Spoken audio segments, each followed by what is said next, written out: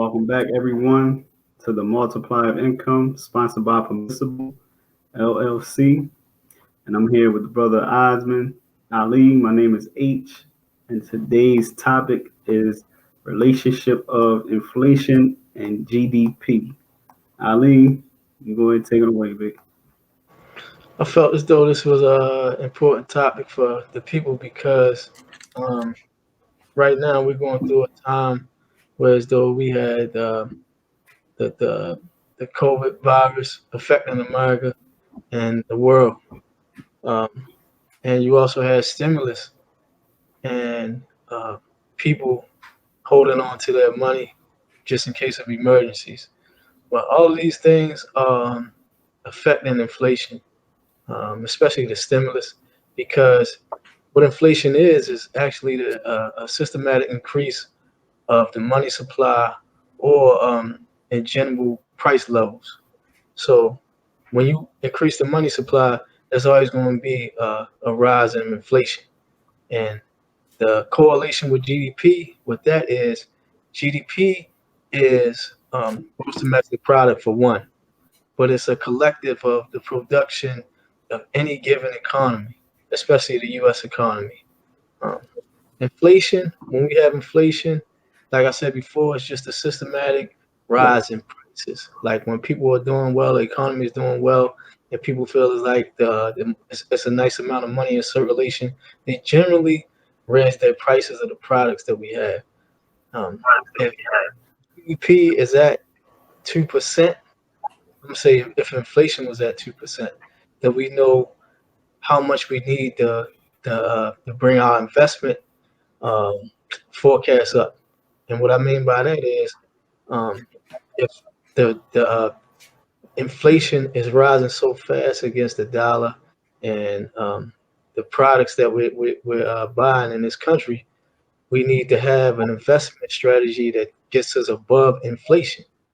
And as a country, we need to have GDP, gross domestic product, that's above that inflation level.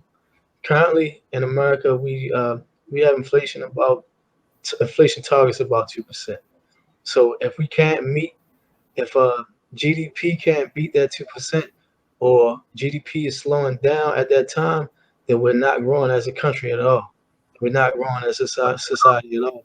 And two, like we said before on the previous show, two consecutive lower GDPs, two consecutive quarters of low GDP is uh, we're back in a recession. We're back in a contraction in this country. Um, with the forecast, all the economists are saying that inflation will rise. Even the Federal Reserve is trying to curb everything with the interest rate, keeping the interest rate so low, so inflation won't get that out of hand. So this is just something to tell to the people right now. But I'm gonna actually keep on going on GDP. GDP, it could be bad if we skyrocket.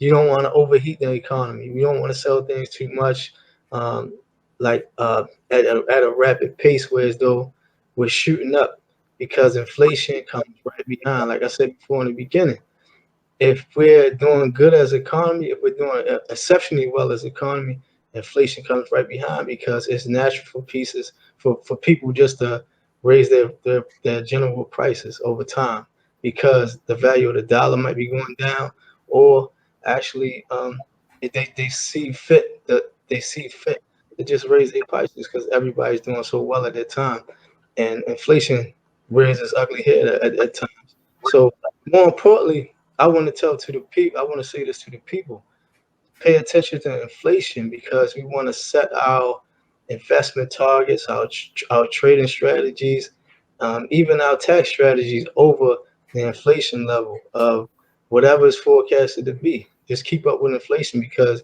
if your inflation is at 5% and you're only getting 5% in your investments, you're not making any money. If you're only getting 4% back, you're losing money.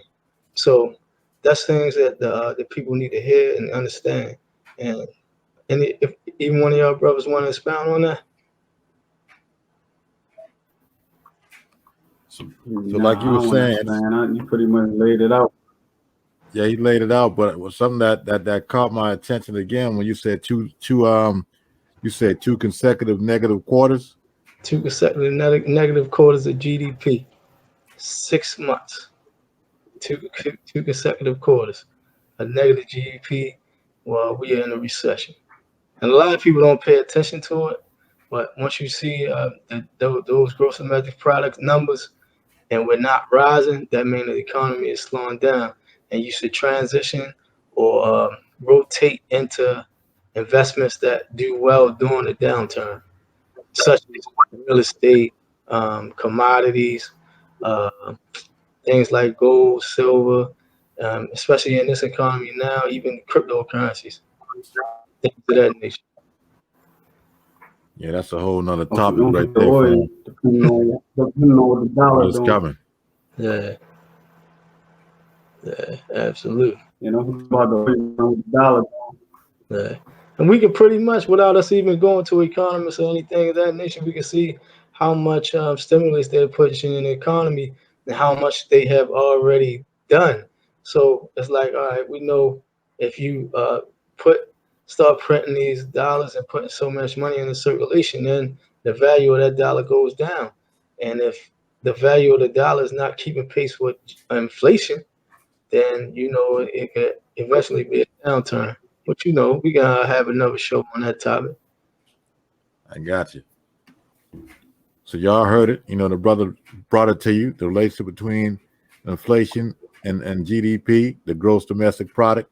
If you want to know more, you hit us up at permissiblellc.com or call us at 267-225-0602. I can speak to Ali, schedule that consultation, and we go from there. So you got more shows to be dropping, whether we talking about crypto and other things of that nature, anything dealing with finance, we're gonna keep bringing it.